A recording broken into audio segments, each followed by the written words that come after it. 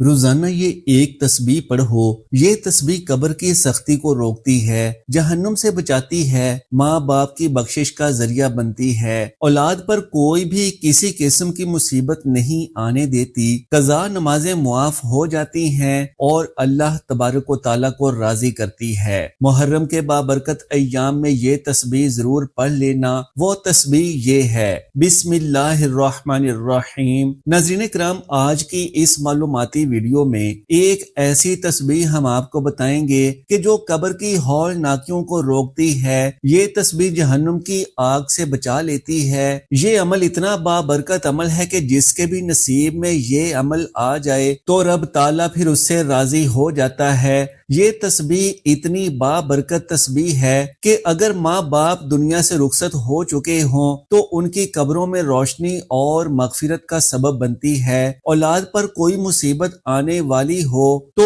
اس تسبیح کی برکت سے اولاد کی ہر طرح کی مصیبت جاتی رہتی ہے، اور اگر کوئی شخص زندگی میں گناہوں سے تھک چکا ہے تو یہی تسبیح اس کا سہارا بن جاتی ہے۔ یہ تسبیح وہ عمل ہے کہ جو مرنے کے بعد قبر میں انسان کا محافظ بن جاتا ہے۔ جب فرشتے سوالات کرتے ہیں تو یہ تسبیح آسانیاں پیدا کر دیتی ہے۔ جب انسان پل صراط پر چلنے لگتا ہے تو یہی تسبیح اس کے قدموں کو بجلی کی طرح تیز کر دیتی ہے تاکہ وہ لمحوں میں گزر جائے، اور جب جہنم سامنے آتی ہے تو یہی تسبیح دیوار بن جاتی ہے۔ یہاں تک کہ جنت کے فرشتے بھی اس کے لیے دروازے کھول دیتے ہیں۔ ناظرین کرام، جان لیجئے کہ یہ تسبیح کوئی عام تسبیح نہیں ہے۔ یہ ان لوگوں کے لیے کہ جو رب تعالیٰ کی طرف سچے دل سے پلٹنا چاہتے ہیں، جو اپنی زندگی بھر کے اعمال کو بخشوانا چاہتے ہیں، جو یہ چاہتے ہیں کہ ان کے مرنے کے بعد بھی ان کے ساتھ کوئی ایسی چیز ہو جو ہر سخت مرحلے پر ان کا ساتھ دے۔ ناظرین کرام، اب وہ تسبیح کون سی ہے؟ جاننے کے لیے ہماری اس معلوماتی ویڈیو کو آخر تک ضرور دیکھیے گا۔ ناظرین کرام، جب قیامت کا وقت بالکل قریب آ جائے گا تو اللہ عز و جل حضرت اسرافیل کو سور پھونکنے کا حکم دیں گے، تو حضرت اسرافیل اللہ کے حکم کے مطابق سور پھونکیں گے اور آہستہ آہستہ دنیا تباہ و برباد ہونا شروع ہو جائے گی، اور زمین پر بسنے والی ہر مخلوق مثلا انسان، جنات، چرند پرند، کوئی بھی چیز ایسی باقی نہ ہوگی جو زندہ ہو۔ اس وقت سب کا نام و نشان مٹ جائے گا اور سب کچھ تباہ و برباد ہو جائے گا، اور دلکش اور خوبصورت نظر آنے والی اس زمین پر ہر طرف چٹیل میدان اور ویرانی ہی ویرانی ہو جائے گی۔ اس کے بعد اللہ تبارک و تعالیٰ ارشاد فرمائے گا کہ کون ہے جس کی آج بادشاہی ہے، اور کہاں گئے دنیا کے جبار اور متکبر لوگ۔ دنیا کی تباہی کے بعد ایک لمبا عرصہ خاموشی میں گزر جائے گا، اور اس لمبے عرصے کا علم صرف اللہ تبارک و تعالیٰ کو ہی ہے۔ پھر جب اللہ تبارک و تعالیٰ چاہے گا تو نئے سرے سے زمین و آسمان اور فرشتوں کو پیدا کرے گا۔ انسانوں کو دوبارہ زندہ کرنے کے لیے اللہ تبارک و تعالیٰ آسمان سے بارش نازل فرمائے گا، جس کے نتیجے میں انسان کی ریڑھ کی ہڈی سے پورا انسانی ڈھانچہ تیار ہو جائے گا، اور اس ڈھانچے پر اللہ تبارک و تعالیٰ کے حکم سے گوشت پوست چڑھ جائے گا۔ اس طرح جب تمام انسان دوبارہ زندہ ہو جائیں گے تو اللہ تبارک و تعالیٰ حضرت اسرافیل علیہ السلام کو دوبارہ سور پھونکنے کا حکم دے گا۔ اس وقت تمام انسان ننگے پاؤں، ننگے بدن اور بغیر ختنہ کیے ہوئے اٹھ کھڑے ہوں گے، جس طرح ماں کے پیٹ سے پیدا ہوئے تھے۔ پھر اس روز اللہ تبارک و تعالیٰ کا یہ فرمان پورا ہوگا، جس طرح کہ اللہ تبارک و تعالیٰ قرآن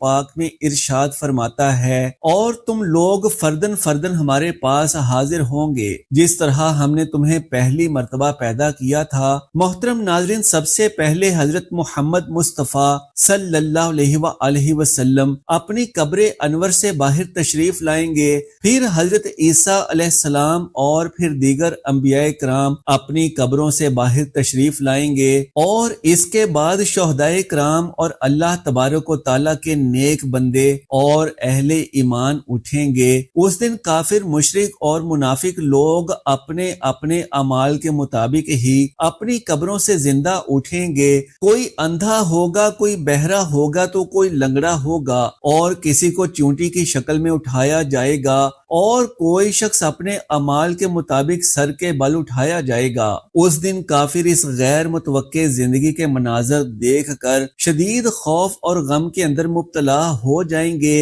اور ان کی آنکھیں اس خوفناک منظر کو دیکھنے کے بعد پتھرا جائیں گی، اور ان کافروں کے دل کانپ رہے ہوں گے اور کلیجے منہ کو آ رہے ہوں گے۔ اس دن اس قدر وحشت ناک عالم ہوگا کہ کوئی غم گسار اور مددگار نہ ہوگا، اور اس دن نہ ہی کوئی ایک دوسرے کو پوچھنے والا ہوگا، اور اہل ایمان بھی اپنے اعمال کے مطابق اپنی قبروں سے اٹھیں گے، اور اس دن شہدائے کرام اپنے بہتے ہوئے تازہ خون کے ساتھ اٹھائے جائیں گے، اور جو شخص جس حالت میں فوت ہوا ہوگا وہ اسی حالت میں اپنی قبر سے اٹھے گا، یعنی جو گناہ کرتا ہوا مر گیا وہ اسی گناہ کی حالت میں اٹھایا جائے گا، اور جو شراب پیتا ہوا مرا وہ اسی طرح شراب پیتا ہوا اٹھایا جائے گا، اور جو زنا کرتا ہوا مرا وہ اسی طرح زنا کی حالت میں اٹھے گا۔ ناظرین کرام، اس طرح جب تمام مخلوق دوبارہ سے زندہ ہو جائے گی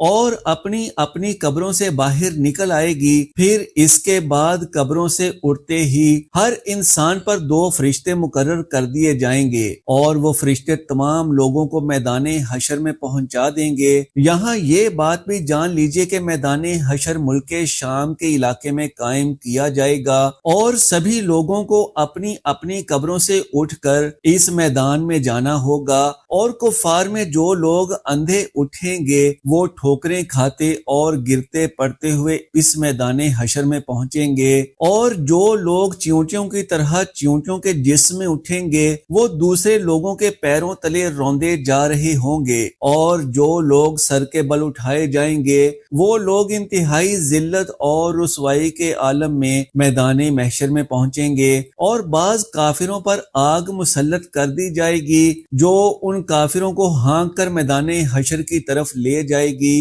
اور اہل ایمان بھی اپنے اپنے عقائد اور اعمال کے مطابق میدان حشر کی جانب رواں دواں ہوں گے۔ بعض اہل ایمان پیدل پہنچیں گے اور بعض اہل ایمان اونٹوں پر سوار ہو کر میدان محشر میں پہنچیں گے۔ کسی اونٹ پر ایک شخص ہوگا تو کسی اونٹ پر 2، حتیٰ کہ کسی اونٹ پر 10 آدمی بھی سوار ہوں گے۔ اس روز اللہ تبارک و تعالیٰ کی تمام مخلوق حیرت اور خاموشی کے عالم میں چپ چاپ ایک ہی منزل کی جانب رواں دواں ہوگی، اور وہ منزل مقام محشر ہوگا۔ اس دن کسی کو اونچا سانس لینے کی جرت نہ ہوگی۔ اس روز ہر آدمی کو یہ احساس ہو جائے گا کہ آج یوم حساب ہے، اور آج اپنی زندگی میں کیے گئے تمام اعمال کا صلہ ملنے والا ہے۔ لہٰذا جب تمام مخلوق میدان محشر میں پہنچ جائے گی تو اللہ تبارک و تعالیٰ کی جانب سے یہ اعلان کیا جائے گا،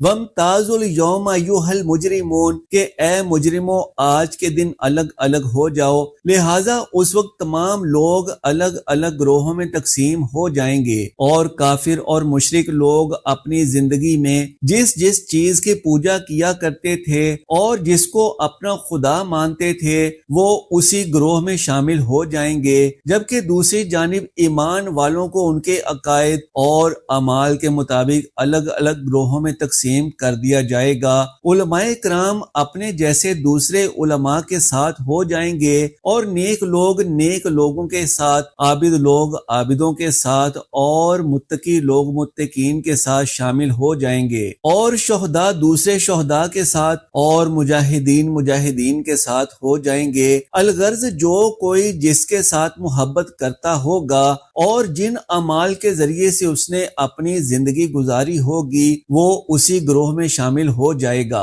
اس دن بے نمازی بے نمازیوں کے صف میں کھڑے ہوں گے، جبکہ روزوں کو چھوڑنے والے روزوں کو چھوڑنے والوں کے صف میں کھڑے ہوں گے، اور اللہ سبحانہ و تعالیٰ کے نافرمان دوسرے نافرمانوں کے صف میں کھڑے ہوں گے، اور اسی طرح زکوٰۃ نہ دینے والے دوسرے زکوٰۃ نہ دینے والوں کے صف میں کھڑے ہوں گے، اور زنا کرنے والے زنا کرنے والوں کے صف میں کھڑے ہوں گے، اور شراب نوشی کرنے والے شراب نوشی کرنے والوں کے صف میں کھڑے ہوں گے، اور ماں باپ کے نافرمان ماں باپ کے نافرمانوں کے صف میں کھڑے ہوں گے۔ ناظرین، میدان محشر میں تمام لوگ ننگے پاؤں اور ننگے بدن ہوں گے۔ اس دن سورج 1 میل کے فاصلے پر پر آگ برسا رہا ہوگا اور زمین تپش کی وجہ سے دہک رہی ہوگی، اور جسم سورج کی آگ میں جل رہا ہوگا، اور زمین اتنی گرم ہو جائے گی کہ زمین پر پاؤں نہ رکھا جا رہا ہوگا، جبکہ دور دور تک کہیں سایہ نظر نہ آ رہا ہوگا،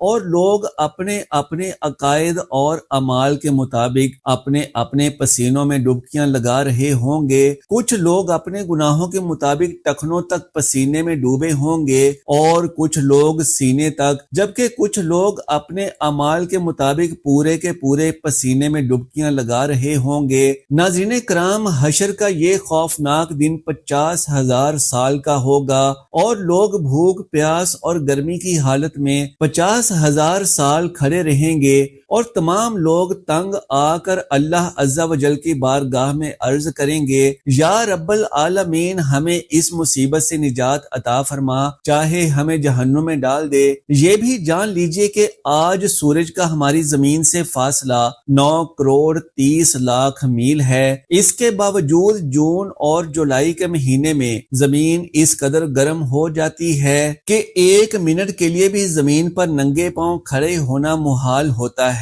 تو ذرا سوچئے کہ اس دن کیا حال ہوگا جس روز زمین کا درجہ حرارت آج کے مقابلے میں 9 کروڑ گنا زیادہ ہوگا۔ محترم ناظرین، اس روز حساب و کتاب سے پہلے تمام لوگ مختلف انبیاء کرام کی بارگاہ میں حاضر ہوں گے اور ان سے اپنے لیے سفارش کرنے کا کہیں گے، لیکن سب انبیاء کرام ایک ہی جواب دیں گے کہ آج میرا رب اتنا غضبناک ہے کہ اس سے پہلے وہ اتنا غضبناک کبھی نہ ہوا، اور نہ ہی وہ اس کے بعد کبھی اس قدر غضبناک ہوگا۔ اس دن تمام لوگ ہر ایک نبی کریم کی بارگاہ سے ہوتے ہوئے حضرت عیسیٰ علیہ السلام کی بارگاہ میں پہنچیں گے، تو حضرت عیسیٰ علیہ السلام بھی یہی جواب دیں گے کہ آج میرا رب اتنا غضبناک ہے کہ اس سے پہلے کبھی بھی وہ اتنا غضبناک نہ ہوا اور نہ ہی اس کے بعد ہوگا۔ تم لوگ اللہ تبارک و تعالیٰ کے پیارے حبیب حضرت محمد مصطفیٰ صلی اللہ علیہ وآلہ وسلم کی بارگاہ میں چلے جاؤ، کیونکہ آج وہی تمہاری سفارش کریں گے۔ تو اس وقت تمام لوگ مایوس ہو کر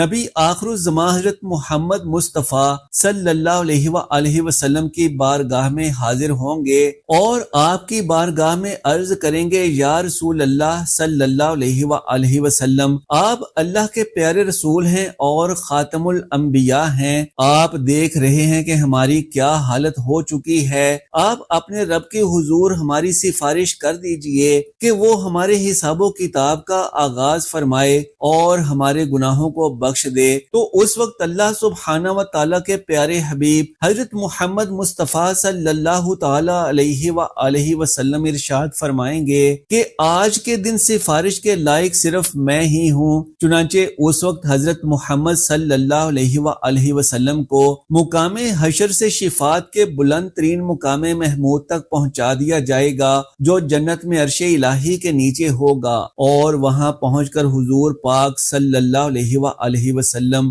اپنے پیارے رب کے حضور سجدے میں گر جائیں گے اور اللہ سبحانہ و تعالیٰ کی حمد و ثنا کریں گے۔ اس وقت جب اللہ سبحانہ و تعالیٰ کی ذات جب اپنے محبوب کے اس محبت بھرے سجدے کو دیکھے گی، تو اس وقت اللہ سبحانہ و تعالیٰ کا دریائے رحمت جوش میں آ جائے گا۔ تو اللہ سبحانہ و تعالیٰ اپنے حبیب محمد مصطفیٰ صلی اللہ علیہ وآلہ وسلم سے ارشاد فرمائے گا، اے میرے محبوب، اپنے سر کو سجدے سے اٹھاؤ اور سوال کرو، جو آپ مانگیں گے وہ آپ کو دیا جائے گا، اور جس کی آپ سفارش کریں گے اس کی سفارش قبول کی جائے گی۔ تو محترم ناظرین، یہی شفاعت کبریٰ ہوگی۔ شفاعت کبریٰ کی منظوری کے بعد رسول پاک صلی اللہ علیہ وآلہ وسلم مقام محمود سے مقام محشر میں تشریف لائیں گے، لیکن اس بارے میں کچھ معلوم نہیں کہ وہ سجدہ کتنا طویل ہوگا۔ اس وقت اللہ سبحانہ و تعالیٰ فرشتوں کی معیت میں مقام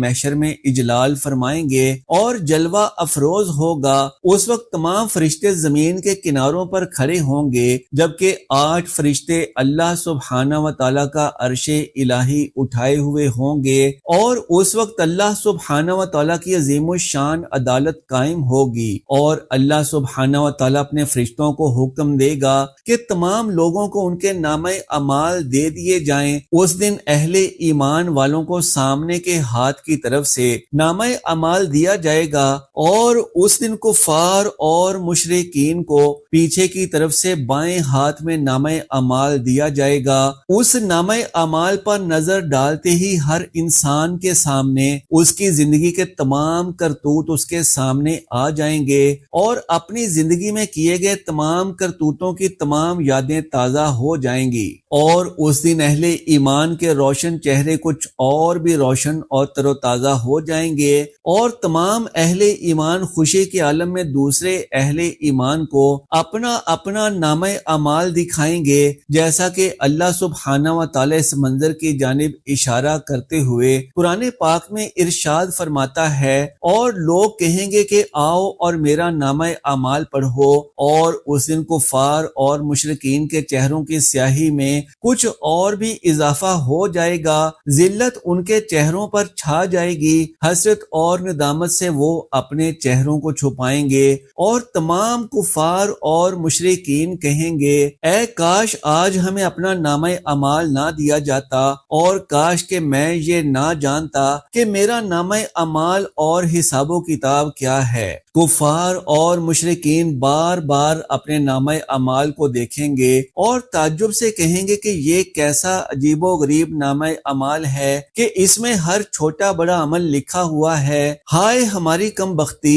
یہ نامہ اعمال کیسا ہے، کوئی چھوٹے سے چھوٹا اور بڑے سے بڑا عمل ایسا نہیں جو اس میں نہ لکھا ہوا ہو۔ ناظرین کرام، نامہ اعمال کی تقسیم کے بعد سوال و جواب کا سلسلہ شروع ہو جائے گا۔ اللہ سبحانہ و تعالیٰ جس سے چاہے گا بغیر کسی ترجمان کے سوال و جواب فرمائے گا۔ اس دن سب سے پہلے مشرکین سے پوچھا جائے گا کہ تم لوگوں نے شرک کیوں کیا؟ اس دن مشرکین اللہ سبحانہ و تعالیٰ کے سامنے انکار کریں گے اور کہیں گے کہ ہم نے تو کبھی شرک نہیں کیا۔ تو اس وقت اللہ سبحانہ و تعالیٰ کرامن کاتبین کو گواہی کے لیے بلائے گا، تو اس وقت کرامن کاتبین ان مشرکین کے شرک کی گواہی دیں گے، لیکن مشرک لوگ پھر بھی اللہ سبحانہ و تعالیٰ کے سامنے انکار کر دیں گے۔ اس وقت شرک سے بھرا ہوا کرامن کاتبین کا لکھا ہوا نامہ اعمال ان لوگوں کے سامنے رکھا جائے گا، تو مشرک اس نامہ اعمال کو دیکھ کر بھی انکار کر دیں گے۔ اس کے بعد پھر اس دور کے انبیاء کرام، اولیاء کرام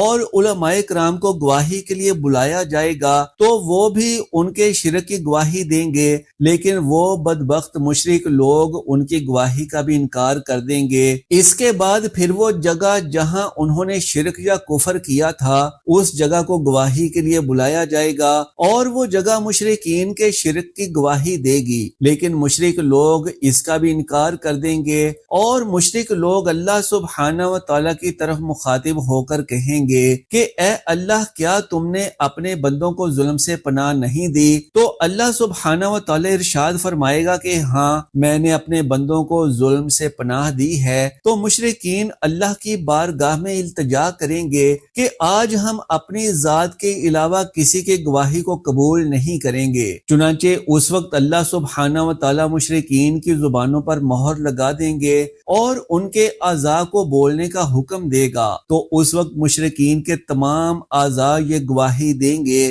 کہ ہاں، انہوں نے شرک کیا تھا، اور اس وقت ان کے اعضاء کی گواہی کی وجہ سے ان پر جہنم واجب کر دی جائے گی۔ جہنم کی یہ وعید سن کر مشرکین لوگ اپنے جسم کے تمام اعضاء کو لان تان کرنا شروع کر دیں گے اور کہیں گے کہ ہم نے تو تمہیں جہنم سے بچانے کی کوشش کی، لیکن تم نے ہمیں جہنم کا مستحق بنا دیا۔ تو اس وقت وہ تمام اعضاء جواب دیں گے کہ جس اللہ سبحانہ و تعالیٰ نے تمہیں قوت گویائی عطا فرمائی ہے، اس نے ہمیں بھی بولنے کا حکم دیا تھا، تو ہم کس طرح اس کی نافرمانی کرتے۔ اس کے بعد اللہ سبحانہ و تعالیٰ ایک منافق سے سوال کرے گا، کیا میں نے تمہیں دنیا میں عزت، حکومت، مال و دولت اور اہل و عیال نہیں دیے تھے؟ وہ عرض کرے گا، کیوں نہیں اے اللہ، تم نے ہمیں سب کچھ عطا کیا تھا۔ تو اللہ سبحانہ و تعالیٰ دوسرا سوال پوچھے گا، کیا تمہیں قیامت کا یقین نہیں تھا اور اللہ سبحانہ و تعالیٰ کے سامنے جواب دینا ہوگا تو منافق اللہ کے سامنے جواب دے گا، ہاں یا رب العالمین، مجھے پتا تھا، میں نے تیرا کلمہ پڑھا اور تیری کتاب پر ایمان لایا اور تیرے رسول پر بھی ایمان لایا اور تیرے حکم کے مطابق نماز پڑھی اور روزے رکھے اور زکوٰۃ بھی ادا کی۔ اس وقت منافق اللہ سبحانہ و تعالیٰ کے سامنے اپنی تعریف کرنے کے لیے اپنا پورا زور لگا دے گا تو اللہ سبحانہ و تعالیٰ ارشاد فرمائے گا، اچھا ذرا ٹھہرو، ہم کچھ اور گواہوں سے اس بارے میں گواہی طلب کرتے ہیں۔ تو اس وقت منافق اپنے دل میں سوچے گا کہ میں تو مسلمانوں کے ساتھ مل کر نماز اور روزہ کرتا رہا، بھلا آج میرے خلاف کون گواہی دے گا؟ تو اس وقت اللہ سبحانہ و تعالیٰ اس کے منہ پر مہر لگا دے گا اور اس کی ران کو بولنے کا حکم دیا جائے گا۔ چنانچہ اس کی ران، اس کا گوشت اور اس کے جسم کی ہڈیاں اور اس کے جسم کا رواں رواں اس بات کی گواہی دے گا کہ ایک طرف تو یہ نماز اور روزہ رکھتا اور دوسری طرف کفار کی دوستیوں پر ناز کرتا اور کفار کے مفادات کا تحفظ کیا کرتا تھا، مسلمانوں کو دھوکہ دیتا رہتا اور ان سے غداری کرتا رہتا۔ اس وقت اللہ سبحانہ و تعالیٰ اس منافق شخص پر غضبناک ہوگا اور اس پر جہنم کو واجب کر دے گا۔ ناظرین کرام، ان سوال و جواب کے بعد اہل ایمان کا نمبر آئے گا، لیکن اللہ سبحانہ و تعالیٰ کی محبت کا انداز اہل ایمان سے کچھ نرالا ہوگا۔ ایک مومن آدمی کو اللہ سبحانہ و تعالیٰ اپنے قریب بلائے گا اور اس پر اپنا امن اور رحمت ڈال دے گا، اور اللہ سبحانہ و تعالیٰ اس مومن سے سوال کرے گا کہ تو نے فلاں فلاں گناہ کیا تھا، تو اس وقت مومن اللہ سبحانہ و تعالیٰ کی بارگاہ میں عرض کرے گا، ہاں یا رب العالمین، میں نے فلاں فلاں گناہ کیا تھا۔ تو اس طرح اللہ سبحانہ و تعالیٰ اس کے ایک ایک گناہ کے بارے میں سوال کرتا جائے گا اور وہ مومن اپنے تمام گناہوں کا اقرار کرتا جائے گا، اور اس وقت وہ مومن سوچنے لگے گا کہ اب تو میں ضرور ہلاک ہو جاؤں گا اور جہنم میں ڈال دیا جاؤں گا۔ تو اس وقت اللہ سبحانہ و تعالیٰ کی رحمت جوش میں آئے گی اور اللہ سبحانہ و تعالیٰ ارشاد فرمائے گا کہ میں نے تیرے گناہوں پر دنیا میں بھی پردہ ڈالا تھا اور میں تیرے گناہوں پر آج بھی پردہ ڈال رہا ہوں، اور اس کے بعد اللہ سبحانہ و تعالیٰ اس مومن کو جنت میں بھیج دے گا۔ ناظرین کرام، جب یہ سوالات و جوابات کا سلسلہ ختم ہو جائے گا اور تمام لوگوں سے ان کے حقوق کے متعلق سوال کر لیے جائیں گے تو اس کے بعد میدان حشر کا آخری مرحلہ شروع ہو جائے گا اور میزان کو سجایا جائے گا۔ تمام انسانوں کے نامہ اعمال اپنی آخری شکل میں وزن ہونے کے لیے تیار ہو جائیں گے اور حجت کو قائم کرنے کے لیے میزان قائم کیا جائے گا، اور اس میزان میں جن لوگوں کی نیکیوں کا پلڑا بھاری ہوگا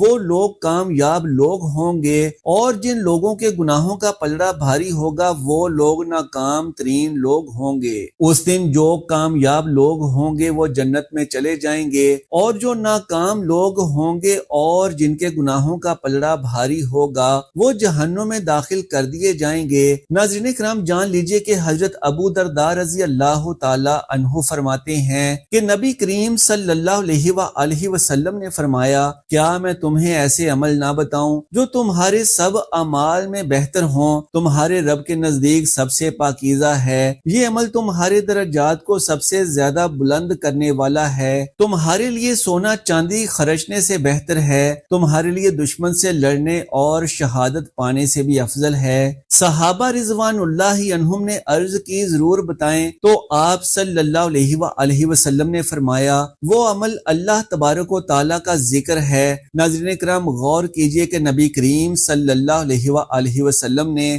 ذکر کو جہاد سے افضل قرار دیا ہے۔ حضرت عبداللہ ابن مسعود رضی اللہ تعالی عنہ فرماتے ہیں، ایک دن ہم حضور صلی اللہ علیہ وآلہ وسلم کے ساتھ بیٹھے تھے، آپ صلی اللہ علیہ وآلہ وسلم نے فرمایا، جنت والوں کو بتاؤں وہ کون لوگ ہیں؟ صحابہ اکرام رضی اللہ تعالی عنہ نے عرض کیا، ضرور یا رسول اللہ صلی اللہ علیہ وآلہ وسلم وسلم آپ صلی اللہ علیہ وآلہ وسلم نے فرمایا وہ لوگ جن کے چہرے نورانی ہوں گے اور زبان اللہ تبارک و تعالیٰ کے ذکر سے تر ہوگی، ایسے لوگ جنت میں پروں پر سوار ہوں گے اور انبیاء اور شہداء کے ساتھ ہوں گے۔ حضرت معاذ بن جبل رضی اللہ تعالیٰ عنہ فرماتے ہیں کہ نبی کریم صلی اللہ علیہ وآلہ وسلم نے فرمایا کہ کوئی ایسا عمل نہیں جو جہنم سے زیادہ نجات دینے والا ہو سوائے اللہ کے ذکر کے، اور حضرت ابو درداء رضی اللہ تعالیٰ عنہ نے فرمایا ذکر الہی مومن کے لیے قلعہ ہے جو اس کو شیطان اور گناہوں سے بچاتا ہے۔